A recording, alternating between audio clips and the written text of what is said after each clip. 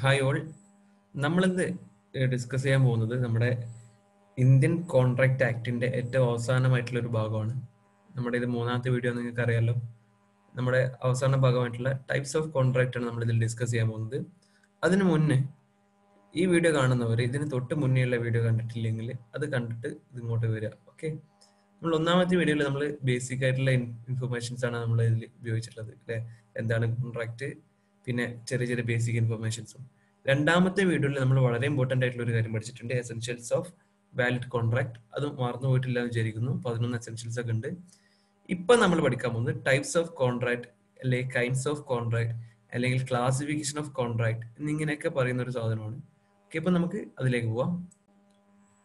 Types of contract. നമ്മൾ കോൺട്രാക്ടിനെ പ്രധാനമായിട്ട് 3 മേജർ ക്ലാസിഫിക്കേഷൻ ആക്കി തിരിക്കുന്നുണ്ട്.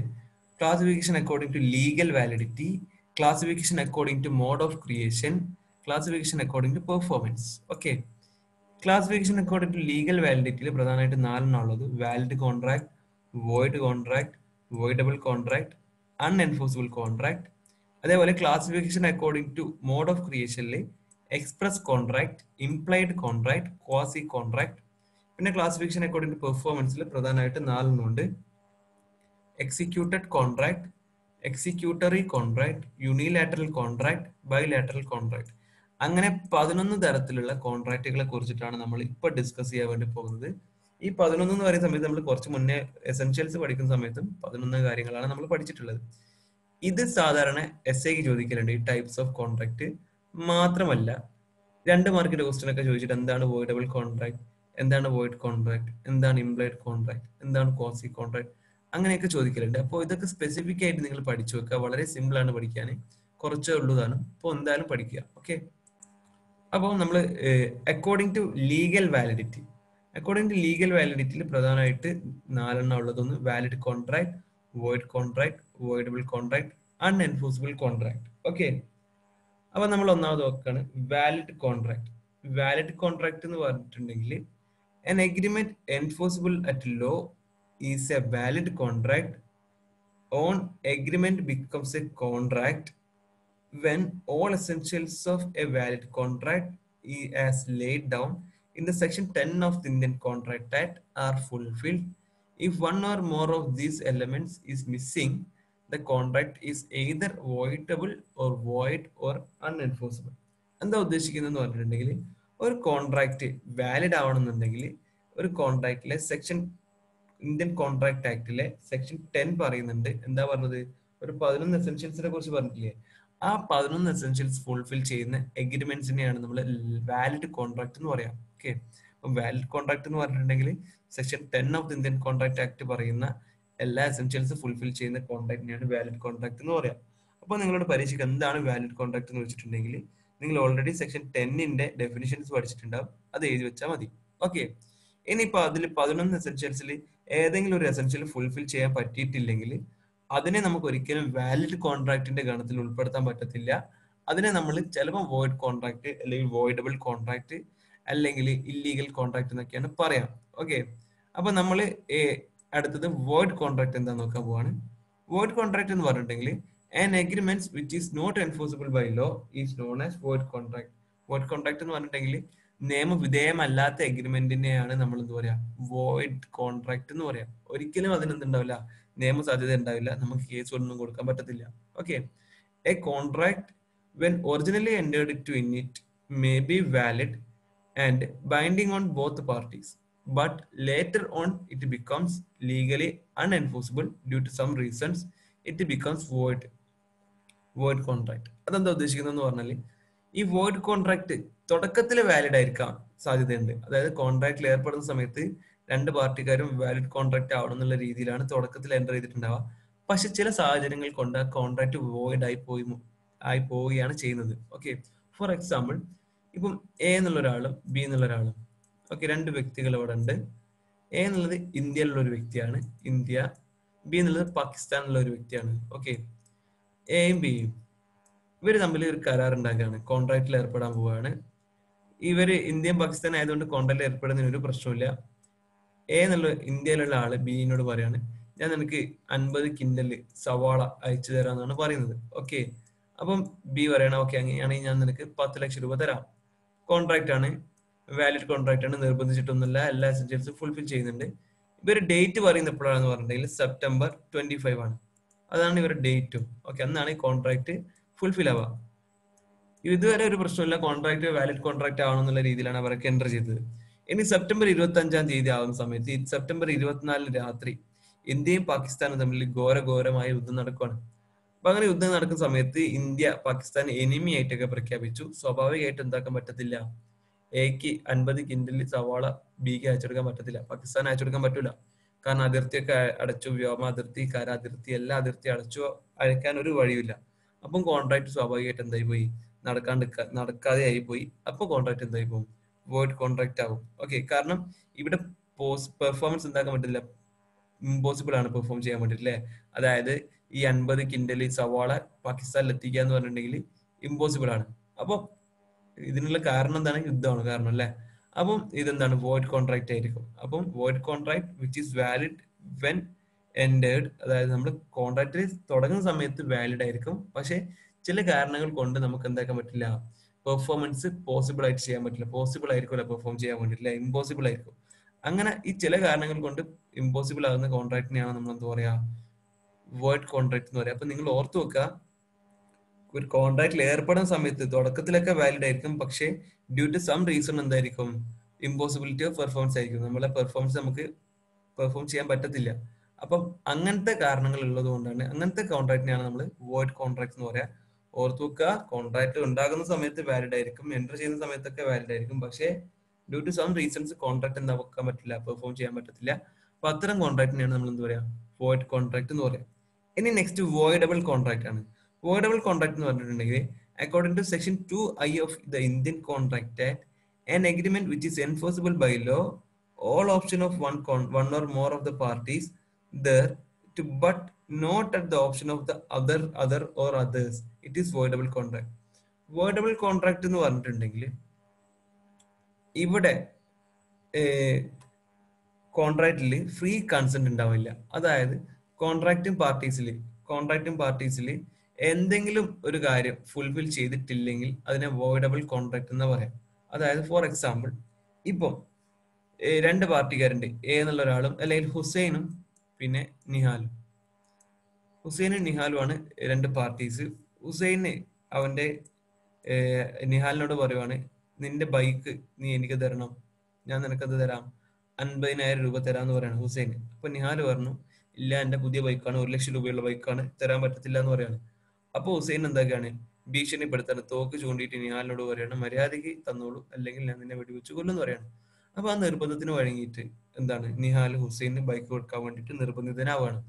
ഈ സിറ്റുവേഷൻസിൽ നമ്മൾ പഠിച്ചിട്ടുണ്ട്, ഈ കോൺട്രാക്ട് എന്താവില്ല, വാലിഡ് ആവില്ല. കാരണം എന്താണ്, നിഹാലിന്റെ കൺസെന്റ് ഫ്രീ അല്ല, നിഹാലിന്റെ സമ്മതത്തോടെ അല്ല എന്താക്കുന്നത്, നിഹാൽ കോൺട്രാക്റ്റിൽ ഏർപ്പെടുന്നത്. പക്ഷേ വാലിഡ് ആവാനും ചാൻസ് ഉണ്ട്, വോയിഡ് ആവാനും ചാൻസ് ഉണ്ട്. അതായത് നിഹാല് ഈ വണ്ടിക്ക് ചെറിയ പ്രശ്നങ്ങൾ ഉണ്ടായിരുന്നു, നിഹാൽ ഇതൊരു 40,000 രൂപക്ക് വിൽക്കാൻ വേണ്ടി വെച്ചതായിരുന്നു, പക്ഷെ അത് ഹുസൈൻ അറിയില്ല. അതാണ് ഹുസൈന് തോക്ക് ചൂണ്ടിയിട്ട് 50,000 വാങ്ങാൻ വേണ്ടി പോകുന്നത്.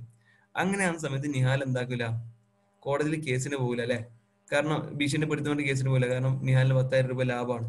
അപ്പൊ അങ്ങനെ നിഹാലിന് പ്രശ്നമൊന്നും ഇല്ലെങ്കിൽ കോൺട്രാക്ട് എന്താവും, വാലിഡ് ആയിരിക്കും. പക്ഷെ നിഹാലിന് പ്രശ്നമാണ്, 1 ലക്ഷം രൂപന്റെ വണ്ടിയാണ്, ഹുസൈൻ തോക്ക് കാണിച്ചിട്ടാണ് എന്താക്കുന്നത്, എന്റെ വണ്ടി പിടിച്ചെടുക്കുന്നത്. നിഹാലിനെ സംബന്ധിച്ചിടത്തോളം നഷ്ടമാണ് 50,000 രൂപ. നിഹാൽ കേസിന് പോവാന്ന് വിചാരിക്കുക, അപ്പൊ കോൺട്രാക്ട് എന്താ പോകും, വോയിഡ് കോൺട്രാക്ട് ആയിരിക്കും. ഓക്കെ, അപ്പം ചില കോൺട്രാക്ടുകൾ വാലിഡ് ആവാനും ചാൻസ് ഉണ്ട്, വോയിഡ് ആവാനും ചാൻസ് ഉണ്ട്. അത്തരത്തിലുള്ള കോൺട്രാക്ടിനെയാണ് നമ്മൾ എന്താ പറയാ, വോയിഡബിൾ കോൺട്രാക്ട് എന്ന് പറയാം. ഓക്കെ, ഈ സിറ്റുവേഷൻ ഓർത്ത് നോക്കുക. ഇവിടെ കൊയേഷൻ നടത്തിയിട്ടാണ് ആര്, ഹുസൈൻ എന്താകുന്നത്, ബൈക്ക് വാങ്ങാൻ വേണ്ടി പോകുന്നത്.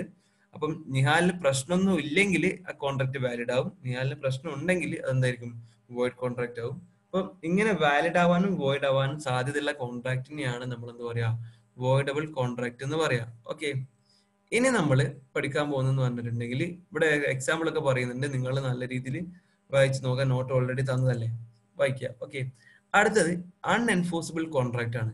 അൺഎൻഫോഴ്സിബിൾ കോൺട്രാക്ട് എന്ന് പറഞ്ഞിട്ടുണ്ടെങ്കിൽ it is A contract which is valid in itself but not capable of being enforced in a court of law because the some technical defect such as absence of writing അല്ലെങ്കിൽ registration, a requisite of stamp, etc. Such a contract will not be enforced by the court until and unless defect is rectified. Okay, അതായത് unenforceable contract എന്ന് പറഞ്ഞിട്ടുണ്ടെങ്കിൽ ചില technical reasons കൊണ്ട് എന്തൊക്കെയാണ് technical defects കൊണ്ട് നമുക്ക് കോടതിയിൽ എത്തിക്കാൻ പറ്റാത്ത കോൺട്രാക്ടിനെയാണ് നമ്മൾ എന്താ പറയുക അൺഎൻഫോഴ്സിബിൾ കോൺട്രാക്ട് എന്ന് പറയാം. അതായത് കോൺട്രാക്റ്റിൽ എന്തെങ്കിലും ബ്രീച്ച് ഉണ്ടാകുന്ന സമയത്ത് സ്വാഭാവികമായിട്ടും ആർക്കാണോ നഷ്ടം വരുന്നത് അയാൾക്ക് കോടതിയിൽ പോകാൻ വേണ്ടി പറ്റും, നമ്മൾ പഠിച്ചിട്ടുണ്ട്. പക്ഷേ ഇവിടെ ചില ടെക്നിക്കൽ ഡിഫക്റ്റ് കൊണ്ട് എന്താക്കാൻ പറ്റത്തില്ല, ഡിഫീറ്റിംഗ് പാർട്ടിക്ക്, ഈ പ്രശ്നം വരുന്ന പാർട്ടിക്ക് കോടതിയിൽ പോകാൻ പറ്റില്ല. എന്താണ് ഈ ടെക്നിക്കൽ ഡിഫക്റ്റ് എന്ന് പറഞ്ഞിട്ടുണ്ടെങ്കിൽ, നമ്മൾ കോൺട്രാക്ട് മുദ്രപത്രം ഉണ്ടാക്കുമല്ലോ, അതിൽ സ്റ്റാമ്പ് പേപ്പർ സ്റ്റാമ്പ് ഒട്ടിക്കാൻ മറന്നുപോയി, അല്ലെങ്കിൽ സൈൻ ചെയ്യാൻ വിട്ടുപോയി, അല്ലെങ്കിൽ മഴ കൊണ്ടിട്ട് ഏതെങ്കിലും ലെറ്റേഴ്സ് ഒക്കെ പോയി മാഞ്ഞു പോയി. അപ്പൊ അങ്ങനത്തെ റീസൺസ് കൊണ്ട് എന്താക്കാൻ പറ്റത്തില്ല, ഈ കോൺട്രാക്റ്റിൽ എൻ്റർ ചെയ്തിട്ടുണ്ടെങ്കിൽ നമുക്ക് കോടതിയിലായിട്ട് ബന്ധപ്പെട്ടിട്ടുള്ള വിഷയത്തിലൊന്നും ഇടപെടാൻ പറ്റത്തില്ല, ഇങ്ങനെയുള്ള ഒരു റീസൺ ഉണ്ട്. അപ്പൊ അത്തരത്തിലുള്ള കോൺട്രാക്റ്റിനെയാണ് നമ്മൾ അൺഎൻഫോഴ്സിബിൾ കോൺട്രാക്ട് എന്ന് പറയാം. ഓക്കെ, അപ്പൊ ഈ ടെക്നിക്കൽ ഡിഫക്റ്റ് എന്നുള്ള വേർഡ് നിങ്ങൾ ഓർത്ത് വെക്കുക. ഓക്കെ, ഇപ്പൊ ടെക്നിക്കൽ ഡിഫക്റ്റ് കൊണ്ടോ, ആബ്സെൻസ് ഓഫ് റൈറ്റിംഗിൽ എന്തെങ്കിലും വിഷയം കൊണ്ടോ, അല്ലെങ്കിൽ സ്റ്റാമ്പ് ഒട്ടിച്ചതിന്റെ വിഷയം കൊണ്ടോ കോൺട്രാക്ട് നമുക്ക് കോടതിയിൽ എത്തിക്കാൻ പറ്റുന്നില്ലെങ്കിൽ, അല്ലെങ്കിൽ കോടതിന്റെ പരിധിയിൽ വരുന്നില്ലെങ്കിൽ, അത്തരം കോൺട്രാക്ടിനെയാണ് നമ്മൾ അൺഎൻഫോഴ്സിബിൾ കോൺട്രാക്ട് എന്ന് പറയാം. ഓക്കെ, അപ്പോൾ അക്കോർഡിംഗ് ടു ലീഗൽ വാലിഡിറ്റിയിൽ നമ്മൾ പ്രധാനമായിട്ട് 4 കോൺട്രാക്ടിനെയാണ് പഠിച്ചത്. ഒന്ന് valid contract, 2 void contract, 3 voidable contract, 4 unenforceable contract. Valid contract എന്ന് പറഞ്ഞിട്ടുണ്ടെങ്കിൽ സെക്ഷൻ 10 പറയുന്ന എല്ലാ കോൺട്രാക്ട് ആക്ടിലെ സെക്ഷൻ 10 പറയുന്ന എല്ലാ എസെൻഷ്യൽസും ഫുൾഫിൽ ചെയ്യുന്ന കോൺട്രാക്ടിനെയാണ് വാലിഡ് കോൺട്രാക്ട് എന്ന് പറയാം. വേർഡ് കോൺട്രാക്ട് എന്ന് പറഞ്ഞിട്ടുണ്ടെങ്കിൽ തുടക്കത്തിൽ വാലിഡ് ആയിരിക്കും, കോൺട്രാക്റ്റിൽ എൻ്റർ ചെയ്യുന്ന സമയത്തൊക്കെ വാലിഡ് ആയിരിക്കും, പക്ഷേ ചില സിറ്റുവേഷൻ കൊണ്ട് എന്താണ് കോൺട്രാക്ട് വോയിഡ് ആയി പോവാണ്, അതായത് കോൺട്രാക്ട് ഇല്ലാതായി പോവാണ്. ഇപ്പോൾ നമ്മുടെ പെർഫോമൻസ് നമ്മൾ വിചാരിച്ച പെർഫോമൻസ് നമുക്ക് പെർഫോം ചെയ്യാണ്ടായി പോവുകയാണ്. ഇതിനെയാണ് നമ്മൾ വോയിഡ് കോൺട്രാക്ട് എന്ന് പറയാം. ഇന്ത്യയും പാകിസ്ഥാന്റെ യുദ്ധത്തിന്റെ കഥ ഓർത്ത് നോക്കാം. പിന്നെ വോയിഡബിൾ കോൺട്രാക്ട്. വോയിഡബിൾ കോൺട്രാക്ട് എന്ന് പറഞ്ഞിട്ടുണ്ടെങ്കിൽ ചിലപ്പം വാലിഡ് ആവാം, ചിലപ്പം വോയിഡ് ആവാം. ആ ഫ്രീ കൺസെന്റിന്റെ കാര്യം നിങ്ങൾ ഓർത്താൽ മതി. ഫ്രീ കൺസെന്റ് എല്ലാ കോയേഷൻ വഴിയാണ് ഒരാൾ കോൺട്രാക്റ്റിൽ ഏർപ്പെടുന്നത് വിചാരിച്ചിട്ടുണ്ടെങ്കിൽ, വിക്ടിമിന് പ്രശ്നമൊന്നും ഇല്ലെങ്കിൽ അത് വാലിഡ് ആവാം, വിക്ടിമിന് പ്രശ്നമാണെങ്കിൽ അത് വോയിഡബിൾ കോൺട്രാക്ട് ആവും. ഓക്കെ, പിന്നെ അൺഎൻഫോഴ്സിബിൾ കോൺട്രാക്ട്. അൺഎൻഫോഴ്സിബിൾ കോൺട്രാക്ട് എന്നുണ്ടെങ്കിൽ ടെക്നിക്കൽ ഡിഫക്റ്റോ റൈറ്റിംഗിലുള്ള മിസ്റ്റേക്കോ സ്റ്റാമ്പിലെ പ്രശ്നമൊക്കെ കാരണം കോടതിന്റെ മുന്നിൽ ഈ കോൺട്രാക്ട് എത്തിക്കാൻ പറ്റത്തില്ല. അപ്പം അങ്ങനെയുള്ള ഡിഫക്റ്റ് ഉള്ളത് കൊണ്ടാണ് നമുക്ക് അത്തരം കോൺട്രാക്ടിനെ നമ്മൾ അൺഎൻഫോഴ്സിബിൾ കോൺട്രാക്ട് എന്ന് പറയാം. ഓക്കെ, ഇനി നമ്മൾ according to mode of creation അല്ലെങ്കിൽ formation. According to mode of creation അല്ലെങ്കിൽ ഫോർമേഷന്റെ അടിസ്ഥാനത്തിൽ പ്രധാനമായിട്ട് നമ്മൾ കോൺട്രാക്ടിനെ 3 ആക്കിയിട്ടാണ് തരംതിരിക്കുന്നത്.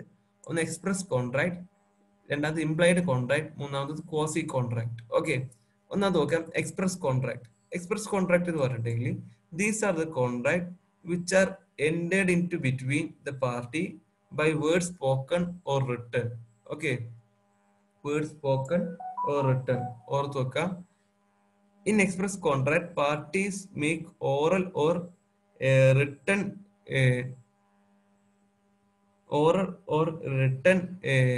declaration. Contract are actor full declaration.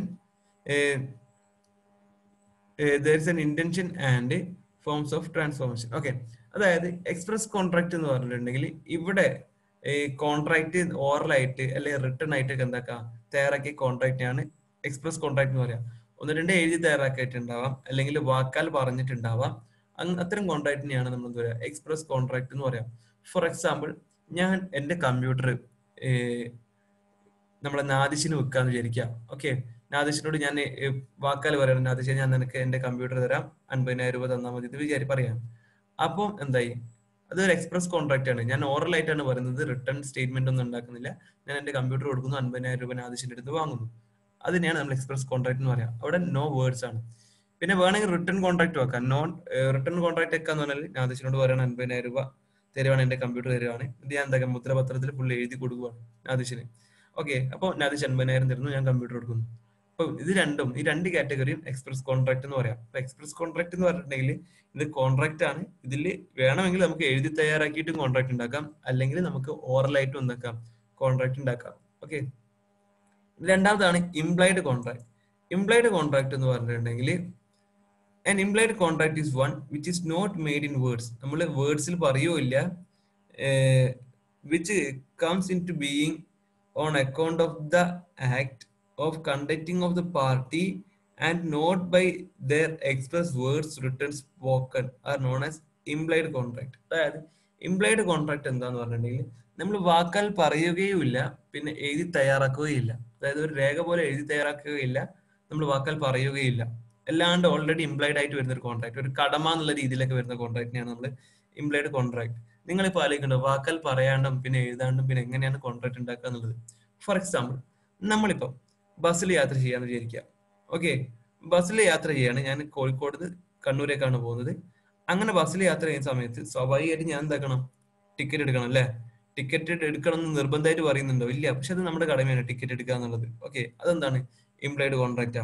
For example, ഞാൻ സീറ്റിൽ ഇരിക്കുവാണ്. സീറ്റിലിരിക്കുന്നത് മറ്റേ വികലാംഗന്മാരുടെ സീറ്റിലാണ് ഞാൻ ഇരിക്കുന്നത്. എനിക്ക് വലിയ പ്രശ്നമൊന്നുമില്ല. പക്ഷെ ഒരു വികലാംഗം വന്നു, ഹാൻഡിക്യാപ്ഡ് ആയിട്ടുള്ള ഒരാൾ വന്നു, സ്വാഭാവികമായിട്ട് ഞാൻ എന്താക്കണം, എഴുന്നേറ്റ് കൊടുക്കണം. അത് എന്തൊക്കില്ല, എഴുന്നേക്കാൻ വേണ്ടിയിട്ട് ഇയാൾ പറയുന്നില്ല, ഓക്കെ, എഴുതി തരുന്നില്ല. പക്ഷെ ഇംപ്ലൈഡ് ആയിട്ടുള്ള ഒരു കോൺട്രാക്ട് ആണ്, നമ്മുടെ കടമ എന്നുള്ള രീതിയിലൊക്കെ വരുന്നതാണ്. ഓക്കെ, അപ്പൊ അത്തരം കോൺട്രാക്ടിനെയാണ് നമ്മൾ എന്താ പറയാ, ഇംപ്ലൈഡ് കോൺട്രാക്ട് എന്ന് പറയാം. ഓർത്ത് വെക്കുക, അവിടെ നമ്മുടെ ഒബ്ലിഗേഷൻ ആണ് ഉണ്ടാവുക. ഓക്കെ, അപ്പം ഇംപ്ലൈഡ് കോൺട്രാക്ട് ഒന്നുകൂടെ പറയാം, അവിടെ വേർഡ്സ് സ്പോക്കണും ആയിരിക്കില്ല, റിട്ടേൺ ആയിരിക്കില്ല, പക്ഷെ നമ്മൾ എന്താക്കണം, ചെയ്യണം. അത്തരം കോൺട്രാക്ടിനെയാണ് നമ്മൾ ഇംപ്ലോയിഡ് കോൺട്രാക്ട് എന്ന് പറയാം. ഇനി മൂന്നാമത്തെ കോൺട്രാക്ട് എന്ന് പറഞ്ഞാൽ ക്വാസി കോൺട്രാക്ട് ആണ്. ക്വാസി കോൺട്രാക്റ്റും ഒബ്ലിഗേഷൻ തന്നെയാണ് പറയുന്നത്, കടമ തന്നെയാണ് ഉദ്ദേശിക്കുന്നത്. അതായത് ഇവിടെ ക്വാസി കോൺട്രാക്ട് എന്ന് പറഞ്ഞിട്ടുണ്ടെങ്കിൽ നമ്മൾ ഫൈൻഡർ ഓഫ് ലോസ്റ്റ് ഗുഡ്സ് എന്നുള്ള രീതിയിലാണ് കണക്കാക്കുക. Okay, main example finder of lost goods ആണ്. അതെന്താ ഉദ്ദേശിക്കുന്നത് എന്ന് പറഞ്ഞാൽ, quasi contract is not a contract at all. Quasi contract എന്ന് പറഞ്ഞിട്ടുണ്ടെങ്കിൽ നിയമവിധേയമായിട്ടുള്ള ഒരു കോൺട്രാക്ട് അല്ല, നിയമം പറയുന്ന ഒരു കോൺട്രാക്ട് അല്ല ക്വാസി കോൺട്രാക്ട് എന്ന് പറഞ്ഞാൽ. നമ്മൾ ഇംപ്ലോയിഡ് കോൺട്രാക്ട് പറയുന്ന സമയത്ത് ഇപ്പൊ ബസ്സിന്റെ ടിക്കറ്റ് എടുക്കുന്നത് എന്തായിരിക്കണം, നിർബന്ധമായിട്ട് നമ്മൾ എടുക്കണം, മനസ്സിലായോ? അതേപോലെ ഹാൻഡിക്യാപ്ഡ് ആയിട്ടുള്ള ഒരാൾ വന്നിട്ടുണ്ടെങ്കിൽ നമ്മൾ എണീച്ച് കൊടുക്കണം. മുതിർന്നവരുടെ സീറ്റിലാണെങ്കിൽ നമ്മൾ എന്താക്കണം, എണീച്ച് കൊടുക്കണം. അതൊക്കെ ലോ പറയുന്നുണ്ട് ചെയ്യണം എന്നുള്ളത്. ഓക്കെ, അപ്പൊ അതുകൊണ്ട് തന്നെ ആരും നമ്മളോട് അനുശാസിച്ചിട്ടില്ലെങ്കിൽ നമ്മൾ ചെയ്യുന്നുള്ളൂ. ആരും നമ്മളോട് എണീച്ച് കൊടുക്ക് അല്ലെങ്കിൽ എഴുതി തയ്യാറാക്കുന്നൊന്നും പറയുന്നില്ല, പക്ഷെ നമ്മൾ ചെയ്യും. പക്ഷെ ഇംപ്ലോയിഡ് ക്വാസി കോൺട്രാക്ടിന്റെ പ്രത്യേകത എന്താന്ന് പറഞ്ഞാല്, ഈ ക്വാസി കോൺട്രാക്റ്റില് ലോ ഒരിക്കലും നമ്മളോട് അത് ചെയ്യണം എന്ന് പറയുന്നില്ല, പക്ഷെ നമ്മുടെ കടമ അല്ലെങ്കിൽ നമ്മുടെ ഒരു ഈ കടമ തന്നെയാണ്, നമ്മുടെ ഒരു ഒബ്ലിഗേഷൻ ആയിട്ട് നമ്മൾ ചെയ്യുന്നുള്ളൂ. ഫോർ എക്സാമ്പിൾ, ഒരാളുടെ പേഴ്സ് എനിക്ക് കളഞ്ഞു കിട്ടുകയാണ്. ഓക്കെ, കളഞ്ഞു കിട്ടുന്ന പേഴ്സിന്റെ ഉടമ എന്ന് പറഞ്ഞിട്ടുണ്ടെങ്കിൽ ജാസിമാണ്. ജാസിമിന്റെ പേഴ്സ് എനിക്ക് കളഞ്ഞു കിട്ടി, ഞാൻ എന്താക്കണം, സ്വാഭാവികമായിട്ടും പേഴ്സ് ഒക്കെ തുറന്നു നോക്കിയപ്പോൾ ജാസ്മിന്റെ പേരും അഡ്രസ്സും ഉണ്ട്. അപ്പൊ എന്റെ ഒരു ഒബ്ലിഗേഷൻ ആണ് എന്ത്, അത് കൊടുക്കുക എന്നുള്ളത്. എനിക്ക് വേണമെങ്കിൽ കൊടുക്കാം, കൊടുക്കാതിരിക്കാം. അപ്പൊ എന്റെ ഒരു കടമയാണ് കൊടുക്കണം എന്നത് അല്ലേ? അപ്പൊ ഞാൻ എന്താക്കണം, ആ പേഴ്സ് ജാസ്മിന് കൊടുക്കുവാണ്. ആ കോൺട്രാക്ടിനെയാണ് നമ്മൾ എന്താ പറയാ, ക്വാസി കോൺട്രാക്ട് എന്ന് പറയാം. അതായത് generally quasi contract is not a contract at all, it is created by law. ഇതൊരു ലോ ആയിട്ട് ബന്ധപ്പെട്ടുള്ള ഒരു കോൺട്രാക്ട് അല്ല. പക്ഷേ that is in a quasi contract no intention on either side make a contract. Quasi contract is also known as constructive contract. Okay, ഇതൊരു law പറയുന്നില്ല എന്ന് പറയാൻ കാരണം എന്താന്ന് പറഞ്ഞിട്ടുണ്ടെങ്കിൽ, രണ്ട് പാർട്ടിക്കാരും തമ്മിൽ എന്തില്ല, കോൺട്രാക്ട് ഉണ്ടാക്കണം എന്ന് ഒരു നിർബന്ധമില്ല. കാരണം എനിക്കും അവന്റെ പേഴ്സ് കിട്ടിയാൽ കൊടുക്കണം എന്ന് ഒരു നിർബന്ധമില്ല, പക്ഷെ ഞാൻ കൊടുക്കുവാണ്. ഓക്കെ, അപ്പൊ ഈ ക്വാസി കോൺട്രാക്ടിനെ നമ്മൾ കൺസ്ട്രക്റ്റീവ് കോൺട്രാക്ട് എന്ന് കൂടെ പറയും. ഓക്കെ, കാരണം ഞാൻ ഒരു പാർട്ടി മറ്റേയാളെ അറിയാതെ തന്നെ ഉണ്ടാക്കുന്ന കോൺട്രാക്ട് ആണ് അല്ലെ?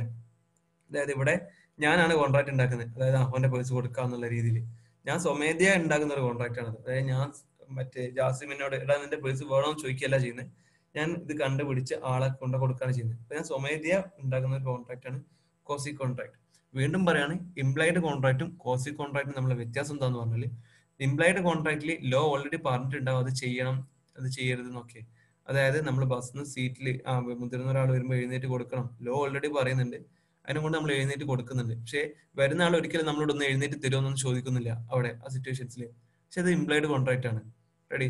പക്ഷെ ക്വാസി കോൺട്രാക്ടിനെ ഓർത്ത് വെക്കാം, നമ്മുടെ ഒബ്ലിഗേഷൻ ആണ്, കടമയാണ്. അതായത് ഒരു സാധനം വീണ് കിട്ടിയിട്ടുണ്ടെങ്കിൽ ഉടമസ്ഥന് കൊടുക്കണം എന്നുള്ളത് നമ്മുടെ കടമയാണ്.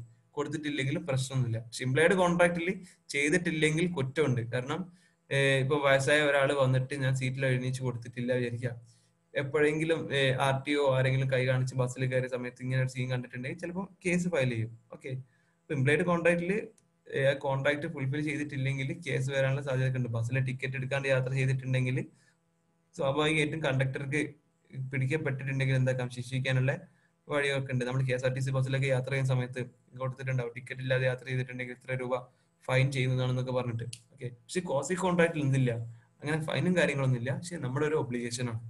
ഓക്കെ, മനസ്സിലാക്കി വെക്കുക. ഇനി അക്കോർഡിംഗ് ടു പെർഫോമൻസ് ആണ്.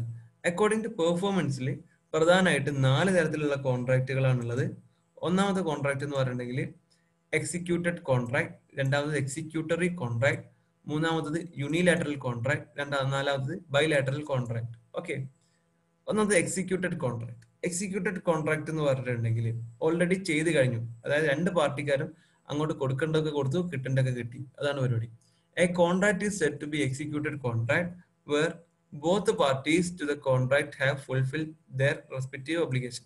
അതായത് രണ്ട് പാർട്ടിക്കാരുണ്ടെങ്കിൽ രണ്ട് പാർട്ടിക്കാരും അവരുടെ റെസ്പെക്റ്റീവ് ഒബ്ലിഗേഷൻ ഫുൾഫിൽ ചെയ്യുന്ന കോൺട്രാക്ടിനെയാണ് നമ്മൾ എന്താ പറയാ, എക്സിക്യൂട്ടഡ് കോൺട്രാക്ട് എന്ന് പറയാം. അതായത് എയും ബിയും ഒരു കോൺട്രാക്ട് ഉണ്ടാക്കി, എന്റെ പശുവിനെ ബിക്ക് കൊടുക്കാം, ബി 20,000 രൂപ എക്ക് കൊടുക്കാന്നാണ് പറഞ്ഞത്. എ പശുവിനെ കൊടുത്തു, ബി എന്താക്കി 20,000 രൂപ കൊടുത്തു. രണ്ടുപേരും അവരുടെ ഭാഗത്തു നിന്നുള്ള ഒബ്ലിഗേഷൻസ് ഒക്കെ ഫുൾഫിൽ ചെയ്തു.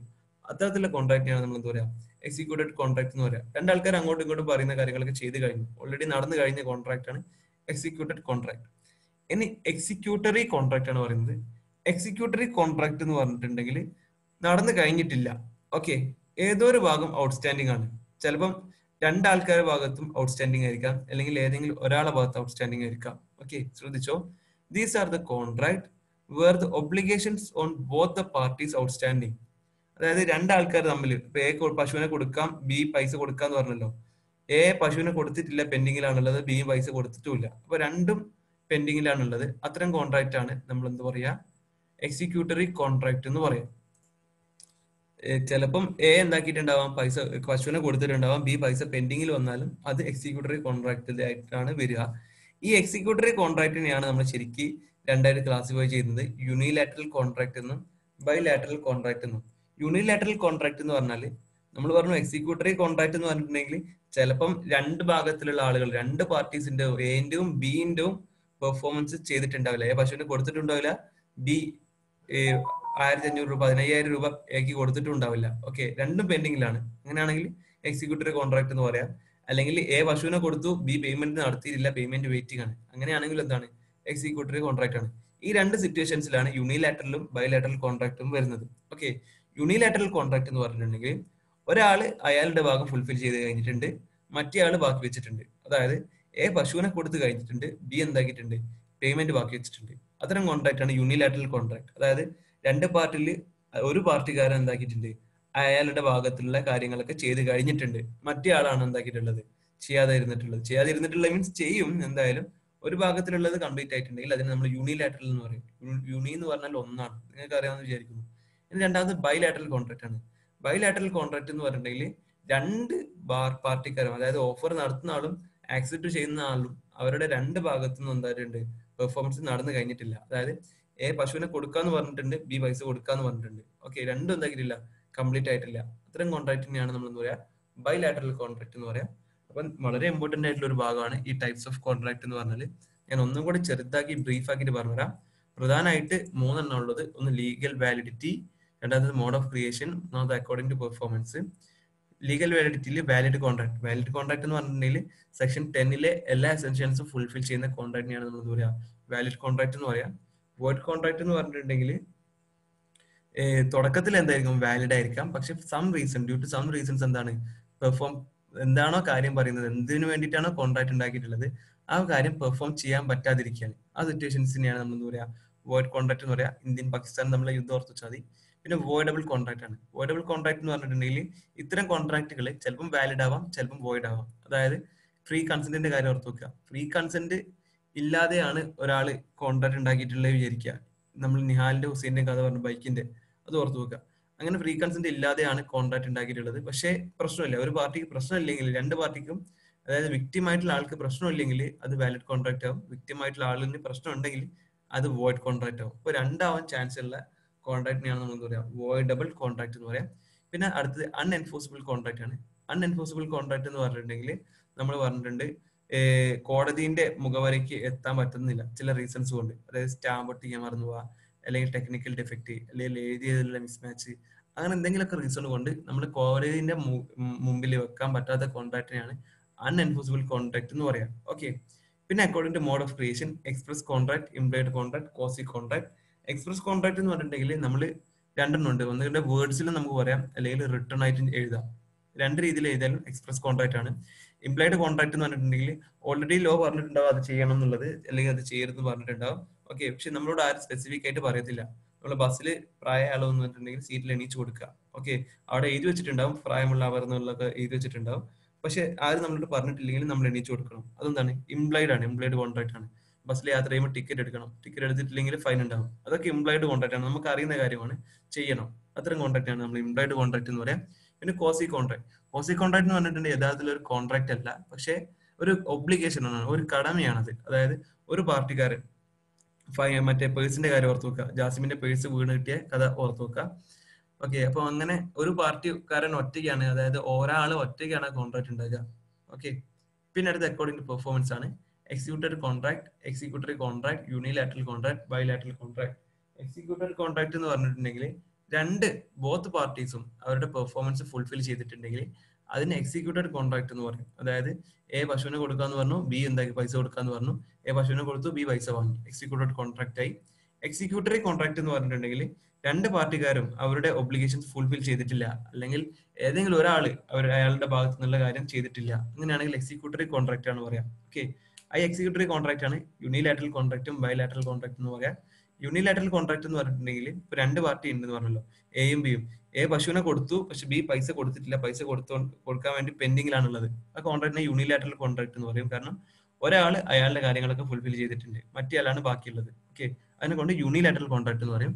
ബൈലാറ്ററൽ കോൺട്രാക്ട് എന്ന് പറഞ്ഞിട്ടുണ്ടെങ്കിൽ ബോത്ത് പാർട്ടീസ്, രണ്ടാൾക്കാരും പെർഫോം ചെയ്ത് കഴിഞ്ഞിട്ടില്ല. അതായത് എ പശുവിനെ കൊടുത്തിട്ടില്ല, ബി പൈസയും കൊടുത്തിട്ടില്ല, രണ്ടും പെൻഡിങ്ങിലാണ്. എപ്പോഴും കൊടുക്കും, പെർഫോം ചെയ്യും, പക്ഷെ നിലവിലെ കോൺട്രാക്ട് ബൈലാറ്ററൽ കോൺട്രാക്ട് ആയിരിക്കും. ഓക്കെ, അപ്പോൾ ഇതൊക്കെ ഓർത്ത് വെച്ചിട്ടുണ്ട്, മനസ്സിലായിട്ടുണ്ട് വിചാരിക്കുന്നു. എന്തെങ്കിലുമൊക്കെ സംശയം ഉണ്ടെങ്കിൽ ചോദിക്കാം. ഈ ചാപ്റ്റർ നമ്മളിവിടെ വൈൻഡപ്പ് ചെയ്യാണ്. സംശയം ഉണ്ടെങ്കിൽ നിങ്ങൾ ചോദിക്കുക. നമ്മൾ ഉടൻ തന്നെ രണ്ടാമത്തെ ചാപ്റ്ററിലേക്ക് പോകുന്നതായിരിക്കും.